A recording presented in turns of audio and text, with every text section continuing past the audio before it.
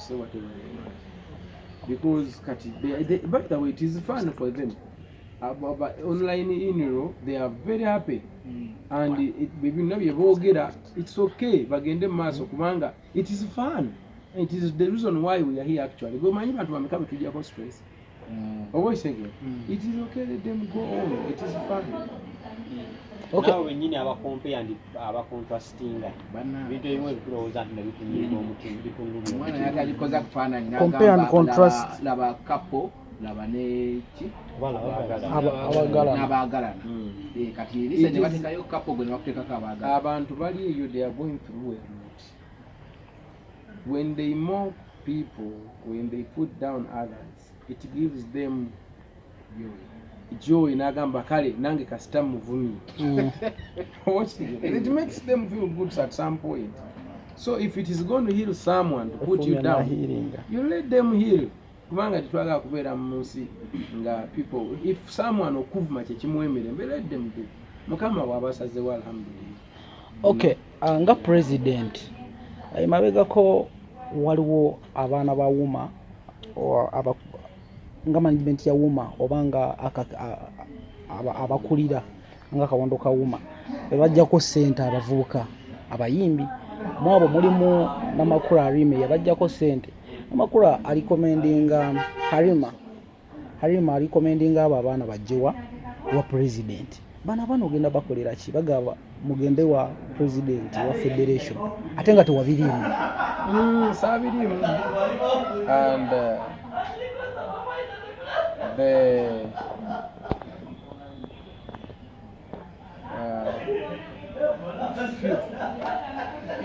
ebintu byemabegeni byebimu ku byatuleetawo tutereeze between me and Yodoza nawe olaba nti okuva lwe bafominga UNMF waliwo kakalembereza, waliwo okobukaka mu mayimbi n'essuubi.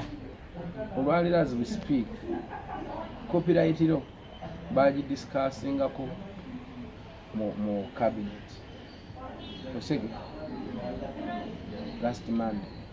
Now ndoza badagenda kudambala by temungo mudindi bagirete mu parliament kiri eri mu kutambula senga twava ene twegatta.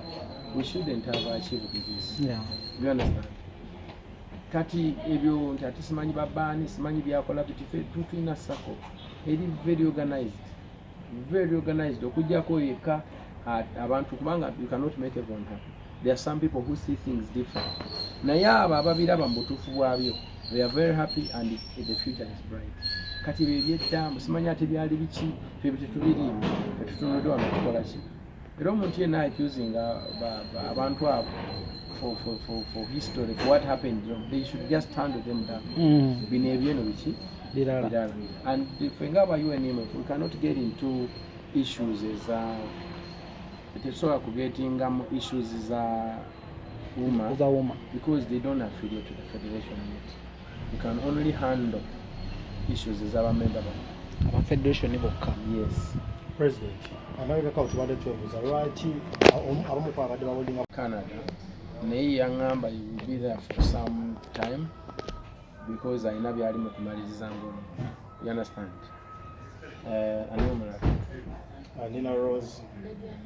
Nina Rose agala kwesimbawo bwe yagenda bagamba. So she wants to stand for it. So she has her political reasons. Yeah. Daddy Andre yakuya research. Daddy Andre naye alaika ina kyagoba ng'omuntu. Buli muntu alina entambulo ki. Jena Kanyamazi. Juliana taina tabu yali agambye ki?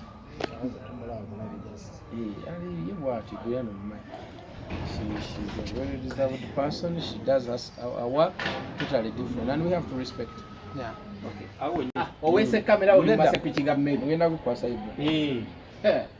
Bomuntu oli nempoza. Okategeze. Musajja wange ono. Ebintu by'omukolo tabitegeera. Nembadde nkusaba. Azayo nno nejiwera. Okutegeeza kana mufuna kadi y'omukolo namanyi. Nembadde nsaba. Ebingo ebyo byonna binkwase nkwataganye n'abamawulire agenda okujja ku mukolo nga yambadde bubi. Omuzaayo. Yes. Kufenne bipaka kangire nkyakwekenneenya oyinza okuba ng'olina ng'alina ebigendererwa. Kakati yagala mungo bakumukolo. naye nga gw'omukolo abamanya nti nange nembeera mwendi esobola okubeera ku makya nga ngikoze eki ebinene si bya banene bokka. God does not give gifts to those who are gifted. God can only give gifts to those that he chose. You understand? I'm chosen.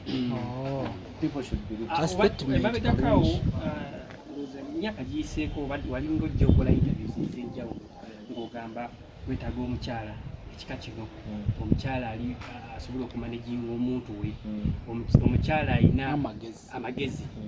Should we send for now Fiona? She's the right person. Yes, era nawe bw'ontunuliramu Kenzo wa Luli n'owa leero babiri banjawulo. Okitegeera?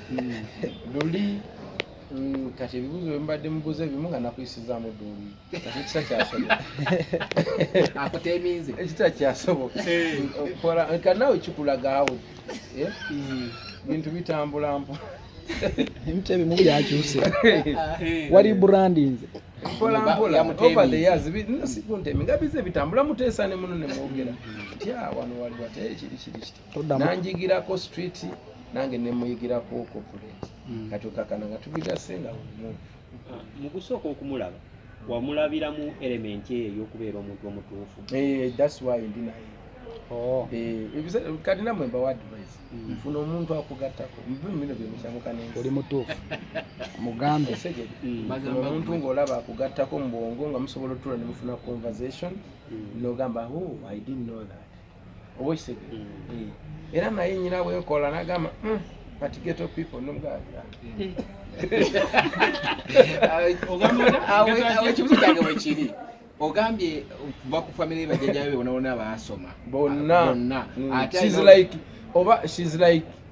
she's like a fourth generation I think. Kati ate amanyi n'okugamba n'agamba but ghetto people sometimes don't you feel misplaced in family yabo? No, it's a very good combination. N'olya ng'oli out of place ng'olaba ebitabo bingi. No, it's a very very good combination. I'm learned also. I'm learned. Omuntu ffenna tuyiga kati nze nsobola nzomanyi gwe sobola n'oyita mutayimba ogunogayise waati konako kumanyi otandise awo nyini ya buli omu kati ffe twayita mu Tanul University of Understanding bo ne bayita mu University of Learning. ogenda kola otya okulaba nti no relationship ne honorable minister ogijja mu public mu public teriyo. We are popular. We are chosen by God's grace and people learn from us. You know, we are supposed to be out there as an example to so many who are going to come. Generation ejja egenda kola bye tuli mu kola n'okutusinga kubanga they are learning. Ne mistakes that tuli mu kola they will not. Otherwise senga tetubaddewo they shouldn't have learned from anywhere. So we are here not for only our sake but for so many people out there, most especially the next generation. Kabavuka kenna mu mina bye mungize nti naye Kenzo ono tumuze tumulaba atambudde ati interviews emunkolako every day namwe mwina ke mubuka namuga kyali wafaayo namwaka wani naye kaki you understand. Otherwise banga lyonna lyentambula awo nga bankuritisizing kubanga as creative people sometimes we seem crazy to some people because we operate different. You understand?